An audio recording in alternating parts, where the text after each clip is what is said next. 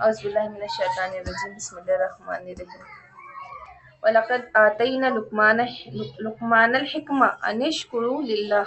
وَلَقَدْ آتَيْنَا، اور ہم نے عطا کیا لقمان کو حکمت، أَنِ اشْکُرْ لِلَّهِ، کہ وہ شکر کرے اللہ کا۔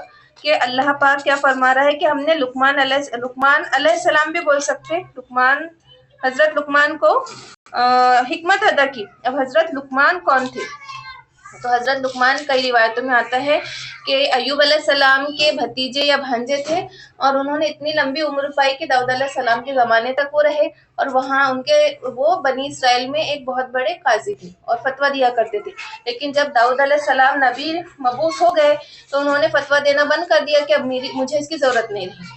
اور کئی روایت میں ہے کہ وہ ایک حبشی غلام تھے، موٹے ہوٹ والے، پستہ قد والے حبشی غلام تھے، اور ان کو اتنی حکمت اور اتنی دانائی مل گئی کہ لوگ ان کی نصیحتیں، ان کے معاملات سننے کے لیے دور دور سے آیا کرتے تھے۔ کہ ابن کثیر نے فرمایا کہ ان کو یہ اختیار دیا گیا کہ یا تو وہ نبوت اختیار کرے یا حکمت اختیار کرے، تو انہوں نے حکمت کو منظور کیا۔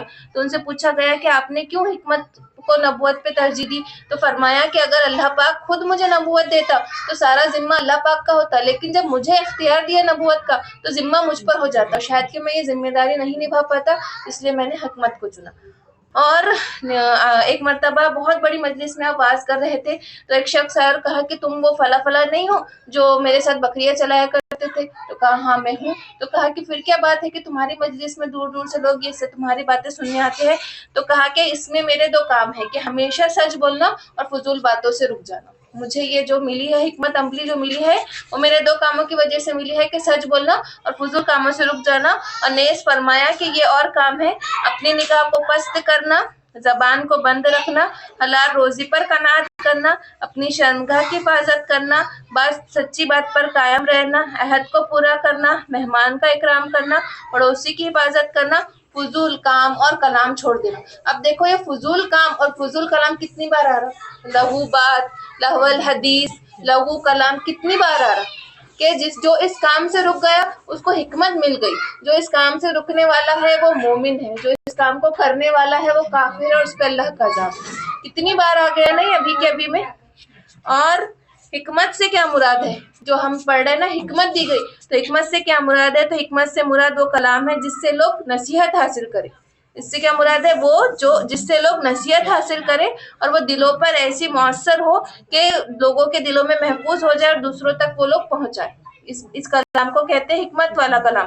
اور عباس رضی اللہ تعالیٰ عنہ کے مطابق عقل و فہم اور ذہانت ہے، اور یہ سب چیزیں ہیں، اور جو علم ہمارے پاس ہے اس پر عمل کرنا حکمت کہلاتا ہے۔ جو کچھ علم ہمارے پاس ہے اس پر عمل کرنا حکمت کہلاتا ہے۔ دین پر چلنے، دین کا علم اور اس پر عمل، یہ حکمت کہلاتا ہے۔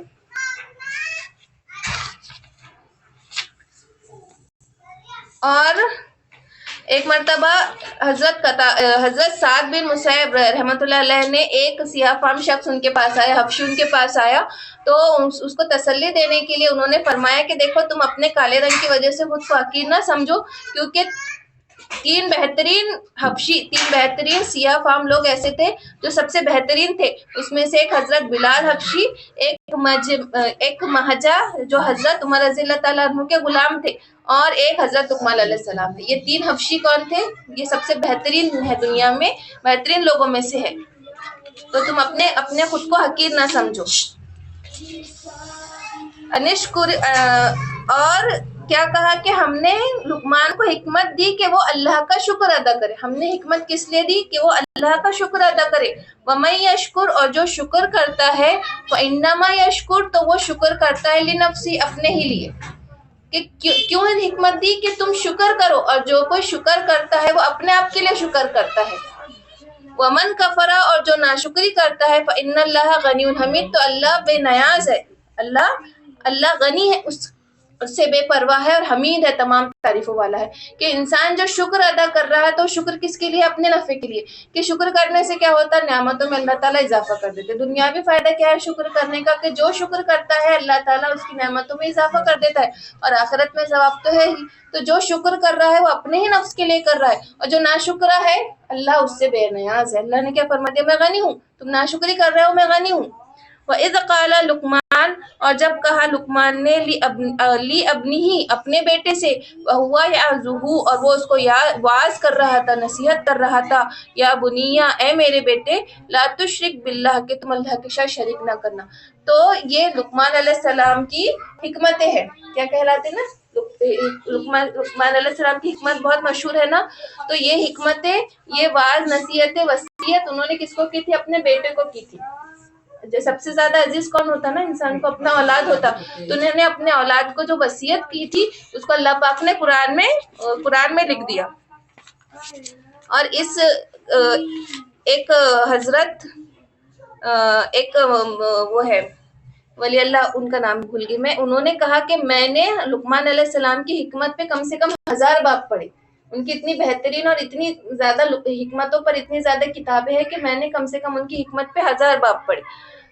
اور جب کہا لقمان نے اپنے بیٹے سے، اور وہ یعظہ اپنے بیٹے کو واعظ کر رہے تھے، اپنے بیٹے کو نصیحت کر رہے تھے، سمجھا رہے تھے کہ اے میرے بیٹے تم اللہ کے ساتھ شرک نہ کرنا، ان الشرک لظلم عظیم، کہ بے شک شرک کیا ہے؟ سب سے عظیم ظلم ہے، سب سے عظیم ناانصافی ہے، کہ سب سے بڑا ظلم کیا ہے؟ انسان کا سب سے بڑا گناہ، سب سے بڑا ظلم اپنے آپ پر یہ ہے کہ وہ اللہ کی بنائی ہوئی، اللہ کی خلقت میں کسی اور کو شریک کر دے۔ جس نے پوری کائنات کو بنایا اس کے اندر شریک کر لینا، یہی سب سے بڑا شرک ہے کہ وہ اپنے بنانے والوں کو نہیں پہچانتا۔ کتنا بڑا ناشکر اور کتنا بڑا ظالم ہے وہ۔ وَوَصَّيْنَا اور ہم نے وصیت کی، وَوَصَّيْنَا الْإِنسَانَ اور ہم نے انسان کو وصیت کی، بِوَالِدَيْهِ اپنے والدین کے بارے میں، اور ہم نے انسان کو وصیت کی اپنے والدین کے بارے میں، حملتہ امہ اس کی والدہ، اس کی ماں نے، حملتہ اس کا حمل اپنے پیٹ میں رکھا، اس کا بوجھ اٹھایا، کہ ہم نے وصیت کی انسان کو اپنے والدین کے بارے میں، اپنے ماں باپ کے واسطے، حملتہ امہ کہ اس کی والدہ نے حمل رکھا، اس کو اپنے پیٹ میں بوجھ بنا کے رکھا، اس کا حمل رکھا، وہنن علی وہنی ضعف پہ ضعف، کمزوری پہ کمزوری، وفصالہ اور اس کا دودھ چھڑانا، آمینہ 2 سال، انشکر لی کہ تم شکر ادا کرو، وشکرولی کہ تم میرا شکر ادا کرو، ولی والدئی کا اور اپنے والدین کا، کہ تم سب سے پہلے کس کا حق ہے؟ ماں باپ سے بھی بڑھ کر ماں کا حق ہے، کہ اس نے تم کو اپنے پیٹ میں رکھا تو رکھا، اور اس کے بعد پیدا کرنے کے بعد بھی مشقت کیا، دودھ پلانے کی مشقت، کتنے کمزوری پہ کمزور، ایک تو پہلے ہی کمزور ذات، اس پہ حمل کا، اس کے بعد پرورش کا اور دودھ پلانے کا اس پہ بوجھ۔ تو اللہ پاک نے کیا کہا کہ میری سب سے پہلے میرا شکر ادا کرو، اور پھر اپنے والدین کا احسان مارو، اپنے والدین کا شکر ادا کرو۔ اور فصال 2 سال دودھ چھڑانے کا مسئلہ آگے سورہ رعد میں آئے گا تفصیل سے۔ الیہ المصیر کے میری ہی طرف لوٹ کر آنا ہے۔ وَإِن جَاهَدَكَ اور تجھ سے جھگڑا کرے یا تجھ کو روکے، الا ان تشرکو کہ تو شرک کرے، بھی میرے ساتھ، ما لیس لکا تو نہیں ہے، جس کا نہیں ہے بھی علم تیرے پاس کوئی علم، فلا تطیعہما تو ان کی اطاعت نہ کرنا۔ اگر تیرے ماں باپ تجھ کو اس بارے میں روکے، اس بارے میں جھگڑا کرے کہ ان تشرکا کہ تو میرے ساتھ شرک کرے، ان تشرکا بھی کہ تو میرے ساتھ شرک کرے، ما لیس لکا بھی علم جس کے بارے میں تو نہیں جانتا، فلا تطیعہما تو ان کی اطاعت نہ کرنا۔ اگر سب کام کر لے، تو جتنا ہو سکے ان کا احسان مان، شکر کر، لیکن جہاں تجھے شرک کرنے کا حکم دے، اللہ پاک کی نافرمانی کا حکم آ جائے، تب تو ان کی اطاعت نہیں کرے گا۔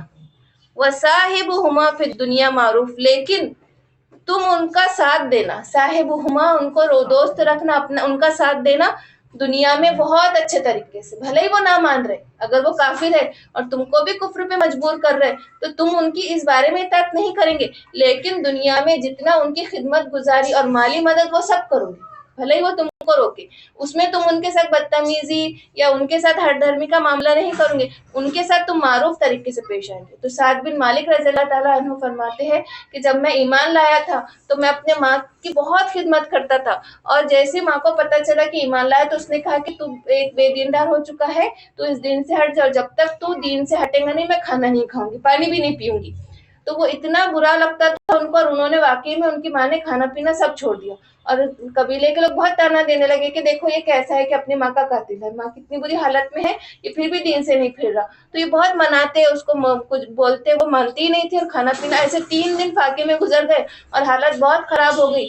تو آخرکار سعد بن مالک اپنی ماں کے پاس آ کہا کہ اے ماں میری جان تجھ پہ قربان، میں تجھ سے بہت محبت کرتا ہوں، لیکن تیرے جیسی 100 جانیں بھی قربان کر دوں تو میں اپنے دین کو نہیں چھوڑ سکتا، چاہے کچھ بھی ہو جائے.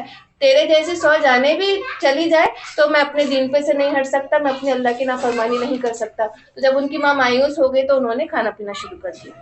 وَاتَّبِعَ اور اتباع کرو، سبیل راستے کی، من انابا جو رجوع کرے، الیہ میری طرف، ثم الیہ مرجعکم اور میری ہی طرف لوٹ کر جانا ہے، فَأُنَبِّئُکم پھر میں تم کو بتلاؤں گا، بما کنتم تعملون جو تم کرتے تھے.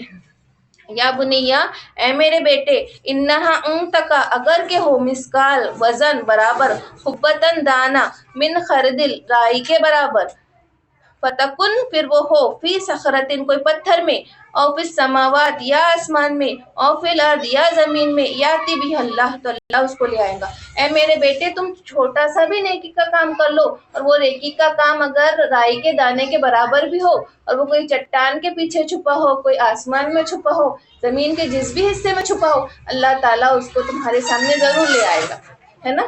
اللہ تعالیٰ سے نہ کوئی چھوٹا سا عمل کسی کا بھی چھپا نہیں رہے گا. مسکالہ ہے حبت من خرد کے رائی کے دانے کے برابر بھی وہ وزن ہو اور کہیں پہ بھی چھپا ہو، اللہ اس کو ضرور تمہارے سامنے لے آئے گا. ان اللہ لطیف خبیر کہ اللہ ہر چھپی چیز کا جاننے والا ہے، لطیف ہے. یا بنیا اے میرے بیٹے، اقیم الصلاۃ کہ نماز قائم کرنا، وامر اور حکم دینا، بالمعروف نیکی کا، ونہا اور منع کرنا، عن المنکر برائیوں سے، واصبر اور صبر کرنا، علی ما اصابک ہر مصیبت پہ. اور کیا وصیت کی؟ نماز قائم کرنا، نیکی کا حکم دینا، برائی سے روکنا، اور جو کچھ تم پہ مصیبت ہے اس پر صبر کرنا. ان ذالک من عزم الامور کہ یہ بہت ہمت کے کام ہے. ولا تسعر اور تم نہ پھلانا، خدک تمہارے گالوں کو، للناس لوگوں کے لیے، ولا تمشی اور تم نہ چلنا، فی الارض زمین میں، مرحن اکڑ کر. اور تسعر کا مطلب کیا ہوتا ہے؟ پھیر لینا، اعراض برتنا، منہ پھلانا. کیسے؟ تکبر سے، اس طریقے سے اکڑ کے، تکبر سے منہ پھیر کر بات کرنا کہ تکبر ظاہر ہو لوگوں سے. تو اس طریقے سے تکبر سے مت منہ پھلانا لوگوں سے، اور زمین پر اکڑ کر نہ چڑھنا. ان اللہ لا یحب کہ بے شک اللہ نہیں پسند فرماتا، کلن مختال فخورا ہر ایک اکڑ کر چلنے والا، بڑائی بتانے والے، تکبر کرنے والوں کو، مختالن اترا کر چلنے والا، فخور بڑائیاں بتانے والا، کہ اللہ اکڑ کر چلنے والوں کو اور بڑائیاں بتانے والوں کو پسند نہیں کرتا. وقصد اور درمیانی چال چلو، فی معیشی کا اپنی چال، وقصد اور میانہ روی، درمیانہ، فی معیشی کا اپنی چال کو، وخضوض اور نیچی کرو، پست کرو، من صوتی کا اپنی آواز. اور اپنی آواز چال کیسے چلنا؟ دھیمی چلنا، اور آواز کیسے رکھنا؟ پست چلنا. کہ اس طریقے سے تیز بھی نہ دوڑے کہ بے ڈھنگا پنا نظر آئے، اور اس طریقے سے سست بھی نہ چلے کہ بیماری، ضعف یا عورتوں کی طرح شرما کر اور اترا کر بھی نہیں چلنا ہے. کیسے چلنا ہے؟ پست. کہ یہودیوں کا طریقہ تھا کہ وہ بہت تیز چلتے، اور نصرانیوں کا طریقہ تھا کہ وہ بہت دھیرے چلتے، اس لیے میانہ روی فرمایا. کہ حضرت عائشہ رضی اللہ تعالیٰ عنہ نے کسی کو بڑے دھیرے دھیرے چلتے دیکھا تو پوچھا کہ یہ کون ہے؟ تو کہا بہت بڑے قاری ہے. تو کہا کہ عمر رضی اللہ تعالیٰ عنہ تو بہت بڑے قاری تھے، لیکن آپ کتنا تیز چلتے. اب وہاں تیز چلنے سے مراد تیز نہیں تھا بلکہ میانہ روی تھا. اور آواز کو کیسے رکھنا ہے؟ نیچی رکھنا ہے، پس رکھنا ہے.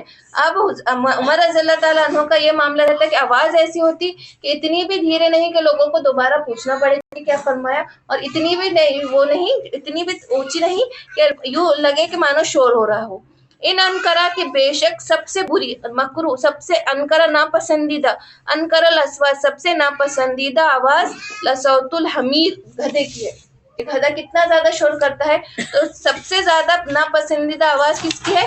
گدھے کی ہے. اور آپ صلی اللہ علیہ وسلم کے اخلاق بھی ہم دیکھیں کہ حسین رضی اللہ تعالیٰ عنہ نے جب علی رضی اللہ تعالیٰ عنہ سے پوچھا کہ آپ صلی اللہ علیہ وسلم کیسے تھے، تو فرمایا کہ آپ صلی اللہ علیہ وسلم ہمیشہ خوش و خرم معلوم ہوتے تھے، آپ کے اخلاق میں نرمی، برتاؤ میں سہولت مندی، آپ صلی اللہ علیہ وسلم کی طبیعت سخت نہ تھی، بات بھی درست نہ تھی، آپ صلی اللہ علیہ وسلم نہ شور مچانے والے، نہ فحش گو تھے، نہ کسی کو عیب لگاتے تھے، نہ بخل کرتے تھے، جو چیز دل کو نہ بھاتی اس کی جانب سے غفلت برتتے تھے، دوسروں کو اس کی طرف سے نا امید بھی نہ کرتے تھے، اگر حلال ہو اور اس کی رغبت ہو اور جو چیز آپ اپنی مرغوب نہ ہو دوسروں کے حق میں اس کی کاٹ نہ کرتے تھے بلکہ خاموشی اختیار فرماتے۔